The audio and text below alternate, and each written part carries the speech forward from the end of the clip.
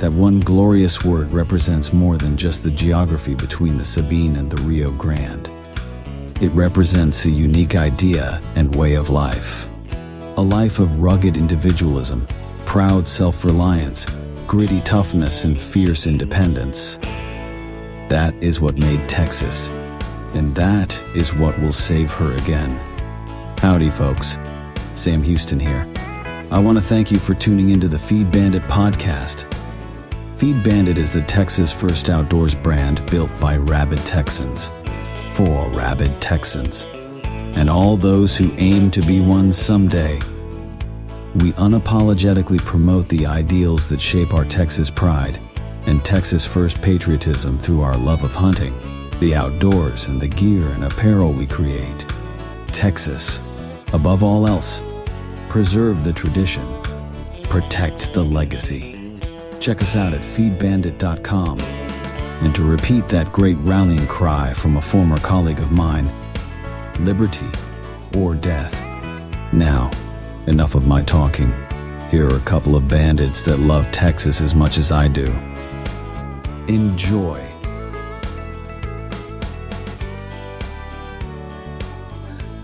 Well, howdy, friend. Welcome back to the Feed Bandit podcast. Jimmy here, along with the old corn bandit, Richard. How's it going? I'm so good, sir. So good, despite some everlasting Wi-Fi issues that have plagued me. But other than that, we're doing great, buddy. Can't complain. Well, they seem to follow you. You had some at the old house. Oh, it is unbelievable. Now that was like strength. I think I had the sprint plan at the old house for some reason. Now I've got like the roided up version, but it's giving me issues. So it's very frustrating. But we're gonna get through it. We're gonna get through it. All right. Well, stay on Spectrum like white on rice. Yes, sir. Make sure they come and fix that. Yes, sir. Because we have critical information to pass on to our listeners. Indeed. We don't want to disappoint. No. I thought we'd start this one off with just a little remembrance of what happened on this day in Texas history. We're recording this for everybody on September 16th. Mm-hmm. So, Feliz el día de Diez y Seis de septiembre. Yes. Yo comer perro. I mean, You know what happened on? You know what happened on Diez y Seis de septiembre? Well, no, actually, I do not. I know Goliad's coming up in March. Geez, wow, October. Well, so this is relevant to Texas history because Texas was part of Mexico at the time. Yes. So on this day in 1810, Father Miguel Hidalgo y Costillas, Grito de Dolores, or Cry of Dolores, at the village of Dolores near Guanajuato, called for an end to Spanish rule in Mexico. On September 16th, 1825, the Republic of Mexico officially declared September 16th its National Independence Day. That's today. In Texas, Diez y Seis de septiembre has been celebrated in San Antonio for more than 167 years and in Goliad for 160 years. No kidding. Along with Cinco de Mayo, the holiday is one of the fiestas patrias celebrated by Mexican Americans throughout the Southwest. No kidding. Yeah, so at Jeb's school, they had a mariachi band playing as kids were being dropped off. Oh, no kidding. And then were people like, what the hell's going on here? No, I mean, being down here, everyone, knows what it's about, of course. Oh, that's great. Well, up here in Plano, they'd be like, oh my God, like, what's going on? Well, yeah, up in Plano, people actually think Cinco de Mayo is Mexican Independence Day. Right. So. Which actually, Cinco de Mayo happens to be one of my most favorite holidays because it makes you very angry. And it should make you very angry too. And the reason why, for those listening, it makes me extremely angry and upset is that, and this goes to why we're doing this podcast here. A big reason why we're doing this podcast is that it makes me want to vomit every time that I walk around. I see Cinco de Mayo celebrations being advertised, and Right. bars have their things going on. It's like, oh, everyone wants to have a Cinco de Mayo party or Right. whatever. But do I see anything on March 2nd Yep. really Totally anywhere agree. anymore Totally in agree. Texas? Totally Of agree. all places, Yeah. Yeah. we don't have a huge Right. Texas Independence Day Right. thing going on. Now, there's a little more down here. Oh yeah. In New Braunfels, I have noticed, to be fair. But yeah, in the big cities and stuff, no one has a plucking clue really No. about March 2nd. No. And just everyone listening out there, especially if you're a business owner yourself, do what I did with our company, my wife and I's company, and I made March 2nd a day off. Yes. For all of our employees. Should be. I insisted that would be the case, so that at least the people that work for us in that business, will remember what that day is. And then when maybe their friends ask, well, why aren't you working today? Then they'll say, oh, well, believe it or not, it's Texas Independence Day. And Absolutely. They'll say, oh, really? Absolutely. Well, and it should be. And I actually believe that you are starting to see. I think you are starting to see. I'm sorry if I keep looking back here because I'm making sure the damn Wi-Fi is working. I think you are starting to see a little bit more of a movement, towards bringing that back. As you really start to, and as we're trying to help you, you really start to look at, kind of a Texas first policy. I mean, let's face it, we got to take care of. We got to take care of our fellow Texans before we take care of some folks from Vermont. It's just the way it goes. So absolutely. And it's kind of funny because on one of the segments we're going to talk about here in a moment, it's actually there is something of that nature kind of pertains to a situation that's happening in Colorado with some hunting. So we'll talk about that momentarily. Yeah. Yeah. Well, I mean, that's last thing I'll say on the subject really right now is just to say on the podcast, we're going to be doing more discussion around Texas's past, so history, but also its present and its future. I want to talk a lot about what could be or what should be. What should be now, but it's not. But what should be, and in my opinion, will be if we if we do it right in the future. So, but they all have to be. I think it only kind of makes sense in context if they're connected, as long as everyone has a grounding in history for us to understand what, of course, could be in the future. So anyway, stay tuned for more of that. I think the folks who listened to one or two of the ones before this episodes got a little other history that I talked through there, and some commentary about what I think the future of Texas should be, because I can't help myself. And anyway, so awesome. Well, I thought that was today's a perfect day to record. And that was a perfect segue to get into just to discuss kind of some of that. So. Absolutely. Anyway, I love it. Well, listen, now what is more Texan than talking about one of our favorite hunting species, and that would be the dove. Yep. Or Graicus piscicus maximus. Boy, it is dove season. Things are blowing and going. So I think it's only fitting that we give kind of report from around the state, really, but of course, obviously from our experience in Rancho Bandito. Now, unfortunately, I've only been able to and not even you, actually. It's a shame, sadly.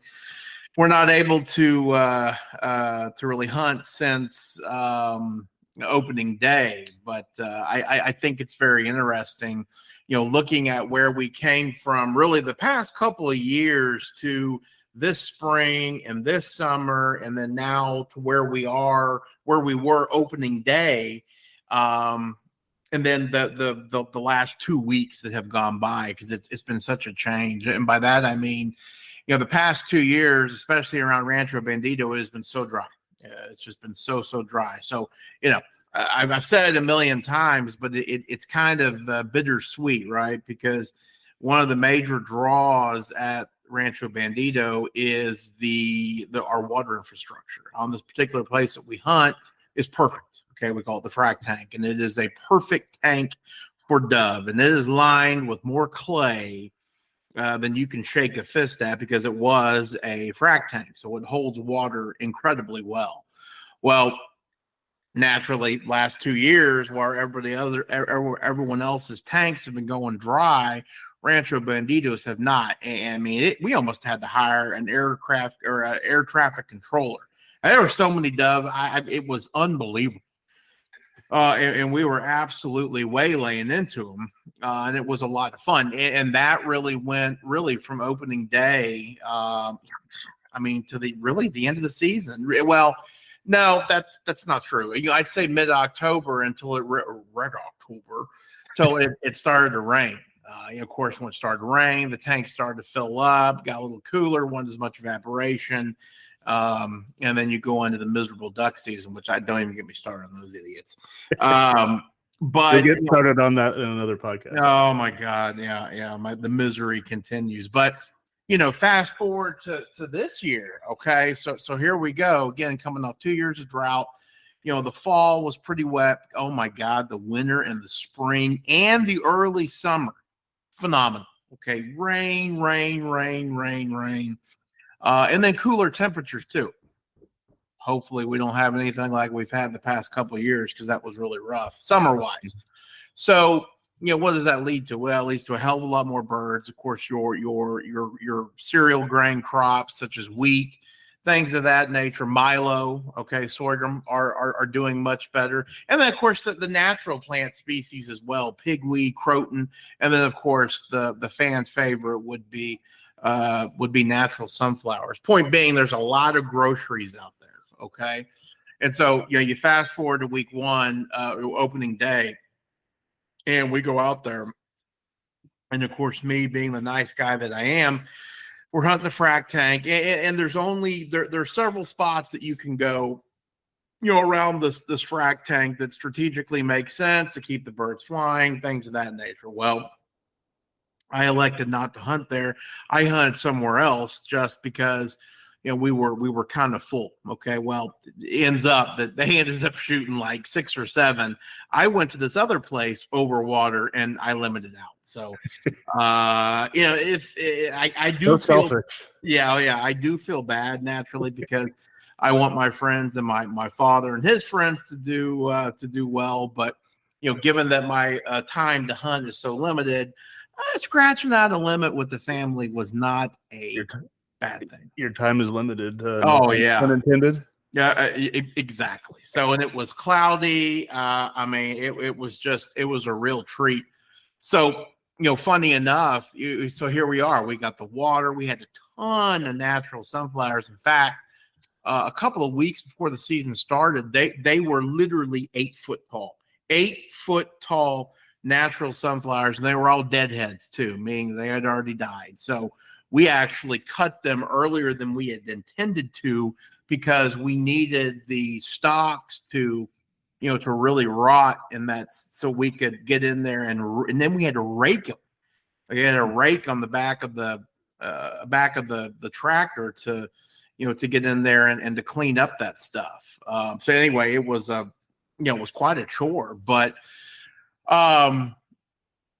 even with all that food, et cetera, all that natural food that was just happens to be there, and a lot of that's from overgrazing, which don't get me started on that.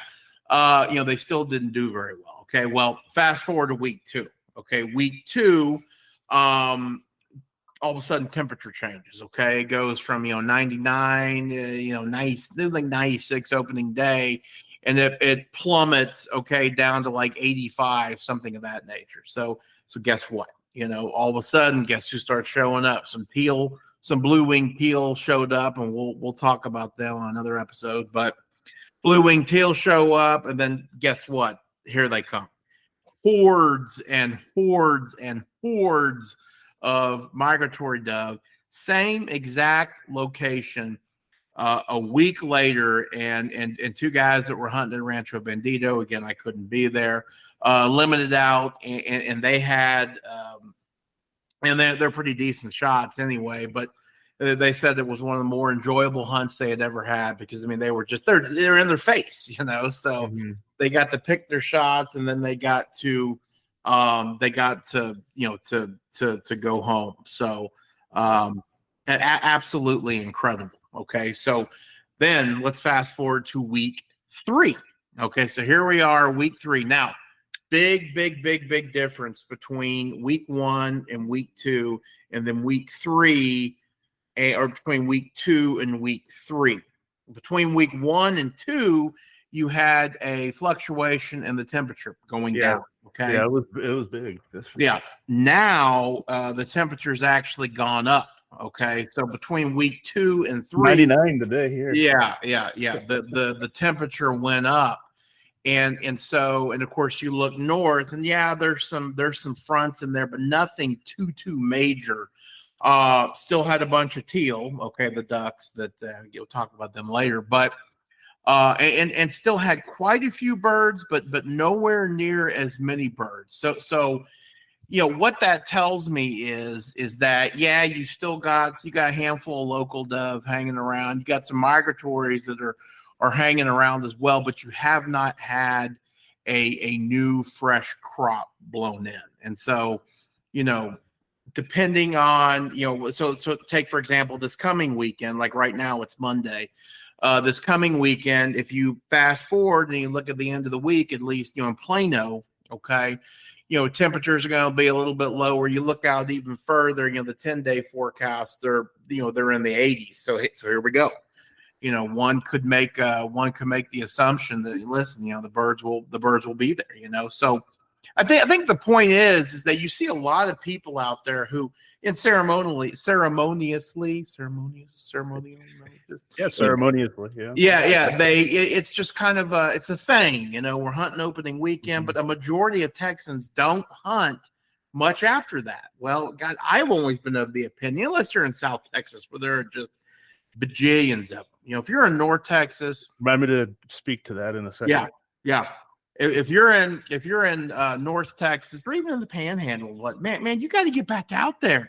You're missing the best. You can shoot your locals all day long, but when those migratories come in, they're big as beavers. They're huge, and it's a lot of fun. So if you enjoy dove hunting, don't give up. Unless you're a slave to your children, like you and I are. Don't give up after that first weekend. Get back out there and enjoy. I mean, truthfully, for me, nothing is more enjoyable than being out there in nature, not having to be quiet in shorts, sometimes in Crocs, which can be really stupid, but having a good time, popping dove, and then driving in the UTV back home, drinking 14 beers. I mean, that's fun. That's fun. That is the best. Yeah, for sure. I mean, even if you don't shoot much or anything, the drive back makes it worth it. Yeah, no doubt, for sure. One, possibly 2 cigars, depending on how fast you drive. I love it. Absolutely, buddy. No doubt. Well, this weekend, Friday and Saturday, okay, I'm scheduled to go down south of San Antonio to shoot dove. Hate you. So I'll obviously in the next or future podcast report back on what all that's about, how that goes. It is going to be hot as hell though. Still, down here. I mean, it's 96 to 99s. Through the weekend. Sure. Hey, but still. Listen, down there, I mean, obviously nothing's guaranteed, but, down there in South Texas, majority of the birds are going to be white wings. So remember, and truthfully, if you're shooting, I always shoot 7.5s, and I always have 7.5, 12 gauge or 20 gauge. So remember, if you've got 8s, I'd seriously consider going to something a little bit bigger and shooting 7.5, especially for the white wings. I mean, they're just bigger. Mm-hmm. They are just bigger, and I've seen them take a licking and keep on kicking. By the way, speaking of white wings, we had one harvested last weekend by one of the guys. All right. I see a picture. I'm like, what is this? we have killed 3 white wings at Rancho Bandito. 3, and I got 2 of them. Wow. Yeah. All right. Well, I think I have 7.5s, but I don't know. I have so many shells that it's like I can't justify buying more. No, I understand. And I was going to say, in action, that as it was coming out of my mouth, I'm thinking to myself, there's actually no way he's going to go and do that. You just got to be a good shot. That's all there is to it. Of which I'm not, but it's also an accumulation of like 3 years of not shooting spit much, so it's like, I know. I don't go through shells that often. So. I know. We're in the we're in those dark ages with the kiddos. But listen, overall, the dove season's been great thus far for our fellow Texans, and again, hope it continues. So super exciting. Yeah, we'd love to hear from anyone listening how y'all's hunt's gone. Big time. And where. It's always interesting to, you got to tell us where too. Absolutely. I haven't heard much from West Texas. No. From anyone. But traditionally, it's incredible out there. Yeah. You either go to South Texas or or to the Panhandle, and you're a spoiled SOB. It's us in the middle portion that I think. Yeah. Well, and south down here, I guess it opened this Saturday. Yeah. So yeah. Well, that's exciting, man. I hope, and you send pictures so I can post, or you can post them. How about that? Yep. I can do that. I can do that. I'm terrible at thinking of doing that. I need to get more in a habit of doing that stuff. Just send them to me. I'm obsessed with this. I mean, just to even think of, it's like now that we're getting back into the swing of things, there's a lot of habits I got to start redeveloping, in this whole thing. So not a problem.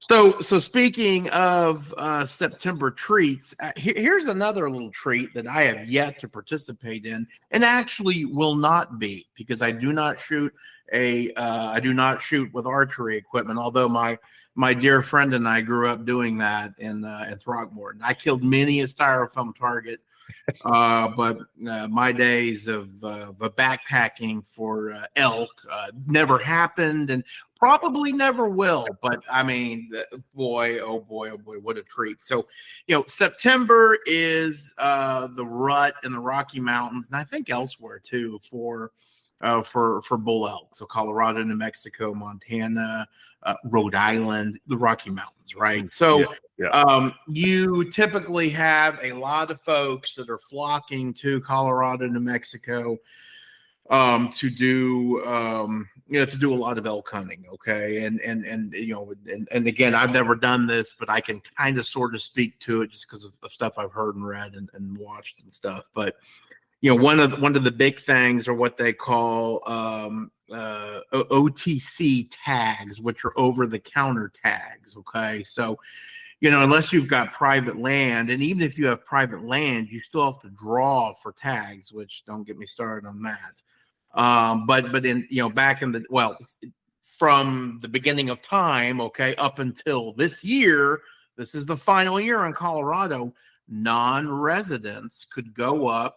And depending on what your unit you're hunting in, okay, the states divide up in units, you could purchase over-the-counter tags, okay? And it's as simple as, getting an over-the-counter tag, and, you go to that particular unit and you trudge out there and try to kill an elk. I mean, it's you versus the elk versus, 10,000 other people that are trying to do the same. Well, unfortunately, this is going to be the last year for over-the-counter archery hunts in Colorado, okay, for elk, which has caused a huge ruckus. But back in June, I think the Bureau of Wildlife and something or another in Colorado voted 9-1 to remove that right from non-residents. Okay, now there's non-residents.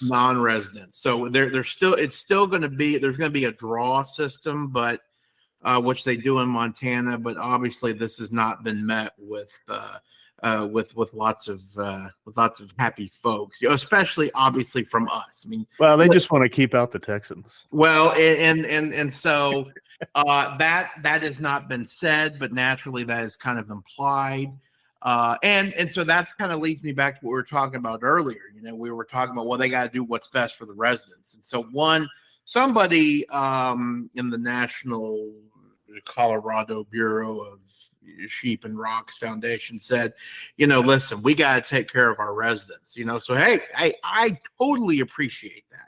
Yeah, but they could have bought one on their own too.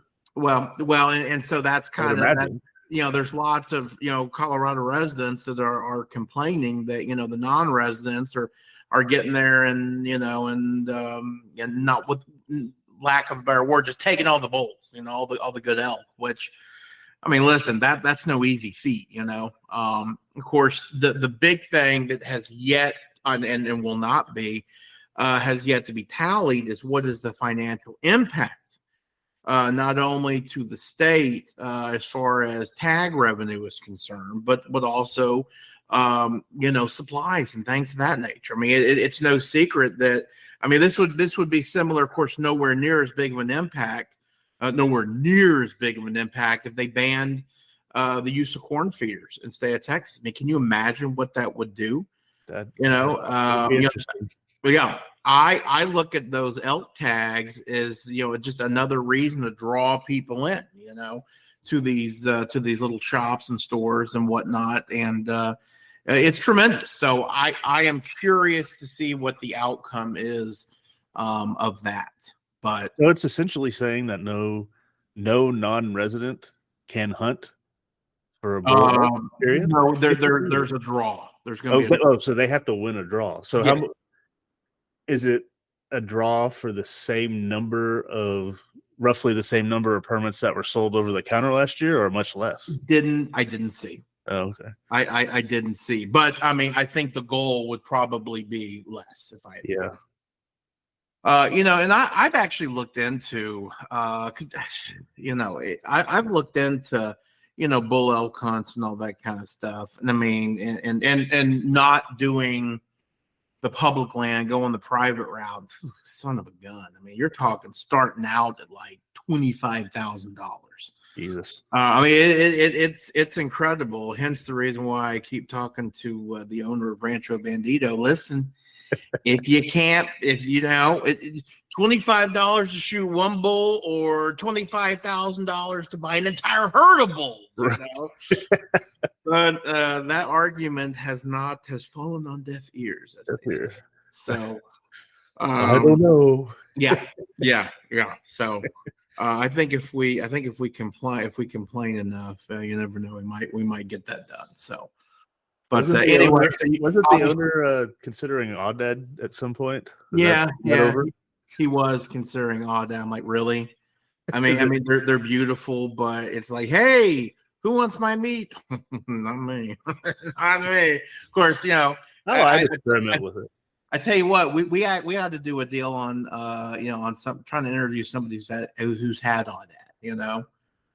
Yeah, I'd like to get to the bottom of it actually, because. I don't know. I'm sure if a lot of people think that, then it's probably true. But, right. You know, I've never eaten Audad. Neither have I. And I'd like to know. I'd like to try it. I would, yeah. You know, what's interesting is, so they're sheep, okay, Barbary sheep, and I have heard the best wild game by far, no questions. Not the axis deer, not the elk. It is the Dall sheep. Now, and this comes from I'd met some when I actually went on a bull elk hunt. It's a different story. We saw an elk, but we saw the butt of an elk, and he was gone, and I was exhausted. Anyway, that's another story. But we were talking to a guy. He guides in August and September for Dall sheep in Alaska and the top of the world. You know, it feels like. And he was saying, "Oh yeah, no, it's the best meat you can ever taste." And I kind of asked him, like, "Well, is it truly?" And I no doubt it's probably very good, but is it truly the best meat you've ever had, or is it the fact that you climbed up at 30,000 feet and you're about to die, right. You know, and you're absolutely deprived of all calories? You know, is that what you're really craving? And so, yeah, he got a chuckle and said, "No, it's pretty darn good." So, yeah. But, okay. Well, yeah, doll sheet. We need to, I'll bring it up till Legend. Oh yeah, yeah. Because remember last time I was there with him and Rick that we took shots. We took shots at Oneds from the Goat Spit Ridge. Yeah. I ain't gonna eat that stinking beast. Yeah. I can't see him. Try to get one. Like you can't clean that here. Yeah. Oh yeah. That's Bull butter. Oh, yeah, absolutely I am. I love it. But moving on. You need to come down that weekend. Yeah, I know. I would love to actually. I do. The memories we've made there are just second to none. Yeah, I love it. I still remember. Yeah. All right. Well, moving on. Now's my what's becoming my favorite part of the Feed Bandit podcast. Here is I'm going to read yet another article here from the Lone Star Outdoor News newspaper. And again, we're not sponsored, okay, or anything by them. But if you guys need or want a good newspaper, okay, if you're tired of looking at your phone while you're on the pot, pick this thing up. It's got a lot. They say your phone is one of the most dirty things that you touch every day, and that's very true. Yeah, that's true. That's why I got the cholera from licking. Anyway, different story. So we love to find little articles in here. Again, they're all mostly based in Texas and whatnot. Interesting one. This is in the oh my god, what version is this? And to bring it backwards, this is in late July, and it's entitled "Ammo Vending Machines Come to Texas." Have you seen this? You're shaking your head. Oh, shut up. Really? Yeah. There's Canyon Lake. Yeah, there's one in Canyon Lake. Or it's technically in I guess Sattler, which is Canyon Lake or whatever. It's at the top of is it Sattler? It's at the top of the river road along the Guadalupe. And I went in there one day and did a double take, and sure enough, right by the front door is an ammo vending machine. Oh, that's fantastic! Inside, right? Okay, yeah. It's a small grocery store, so you walk in and your carts are right here, and it's just there next to like a whatever other vending machine or type machines are there in the front of the store. So brilliant. I absolutely love it. I'd love to see the thinking behind it, but I think it's genius. This is a Texas company, which of course we applaud and love. Of course the critics are like, it's making ammunition more available, so little Tommy who's upset can go and buy some bullets. Well, of course, they've taken care of that. According to this article, they've got 92 points of facial recognition. You have to put your ID in there, all these kinds of things naturally. I mean, if I had to guess, the founders of this company are pretty smart, if I had to guess, right? And they were probably saying, listen, we're not going to get any funding for this project, okay, whether it be, private equity or what. Unless we make sure that it's as foolproof as humanly possible. Imagine the insurance, sweet Jesus. Oh yeah, that's what I was about to say. Imagine their attorney bill, just trying to figure all that stuff out. Yeah, and if anyone would insure them. Yeah, well, exactly. I bet the attorney writes he sends the owner sends this huge dissertation of why American vending or why this ammo thing, and the attorney writes back, no. Don't do it. Yeah, and this insurance agent writes back, call me. But anyway, it's really, really, it's a really good deal. It's really, really cool and good for them, and I hope it does extremely well. One of the things that I read in here that I actually really, really appreciate is it talks about, I'll just read the piece. It says, with each update to the machine requires an internet connection. The company says the machine only records the same information about the sale that a grocery store or other vendor would keep about other sales. So the dollar amount, last 4 digits of the credit card, et cetera, which means that these guys, freedom-loving Texans, if I had to guess, are not reporting all these bullet sales to the ATF and those other schmucks. So, good for them. Of course, I can see, I can see that, them trying to do that later on. Anyway, sounds like they're not doing it right now. Good for them. My hat's off to you guys. I hope it's awesome. Yeah, for sure. I hope it works. I hope it works. It's big time. I'll be paying attention to see if they show up in the HEBs around here. Yeah. I mean, why not? Oh, that'd be great. That'd be great. Yeah, I'd love to know kind of like the market research. I'd say it's very or the thought behind it. I'd say it's probably very similar, if not identical, to the whole having why you would sell ammunition in a feed store. You're there to get food and things of that nature. Of course, so that being said, if you had an underserved market, maybe with just a feed store, right, but didn't have a good like retail section, hunting retail section. Maybe that'd be a really good, a potentially good fit for it. Right. Or if a feed store, if they either didn't have it or didn't have a good deal, why not just contact these people and let them handle the bullet sales for you? Just put a spot for them to put the machine in your store. It's brilliant. In your feed store, or whatever. I love it. It's absolutely brilliant. No, God, that's actually kind of genius. Yeah. Especially if there's any liability around it, if it's all on them. Sure. It takes it off you. Sure. But I have no idea how that, right. that works. But yeah. Anyway, that's pretty cool. I love it. Yeah. Good for them, man. I wonder where they are, if any, around the Dallas area. Probably in South Dallas, I would imagine, but I don't know.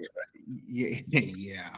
Let's see here. They've got some in Alabama, I think. Let's see, Canyon Lake has 8 machines. Alabama, Oklahoma, and Texas. I'd say you're pretty safe.